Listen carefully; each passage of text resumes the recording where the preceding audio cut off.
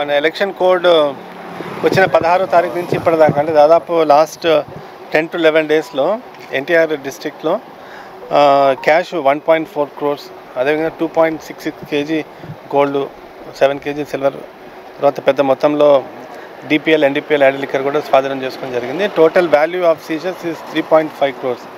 So మొత్తం interstate check post 9 ఉన్నాయి. Within the district 6 run అవుతున్నాయి. టోటల్ 15 చెక్ పోస్ట్ రన్ అవుతున్నాయి. ఇంతేకాకుండా ప్రతి అసెంబ్లీ కాన్స్టిట్యున్సీకి 3 చొప్పున ఎస్ఎస్టీ అండ్ ఎఫ్ఎస్టీ ఉన్నాయి. అలానే ఎంసీసీ టీమ్స్ కూడా ఉన్నాయి.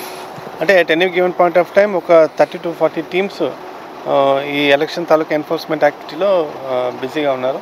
ఇప్పటిదాకైతే సీజర్స్ ప్రకారంగా అయితే బాగానే వచ్చింది.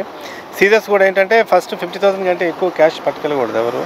ఒకవేళ గోల్డ్ అండ్ సిల్వర్ ఐటమ్స్ పట్టుకెళ్ళినా కూడా దానికి వే బిల్లు, తర్వాత డెస్టినేషన్ డెలివరీ చలాను, తర్వాత ఇన్వాయిస్ ఇలాంటివన్నీ ఉండాలి. ఏమి లేకుండా తీసుకెళ్ళడం అంటే కష్టం.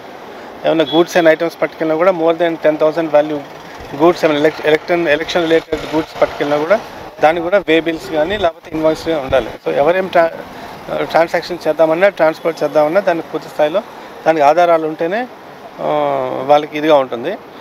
ఒకవేళ సీజ్ అయినా కూడా తొందరగా ఆ సీజ్ అయినవి రిలీజ్ చేసే క్రమంలో ఒక సీజర్ రిలీజ్ కమిటీ అని కలెక్టర్ గారు పెట్టారు. సో ఆ కమిటీకి ఇస్తే వాళ్ళ రికార్డ్స్ అన్ని చూపిస్తే సబ్సిక్వెంట్ యాక్షన్ వాళ్ళు తీసుకుంటారు.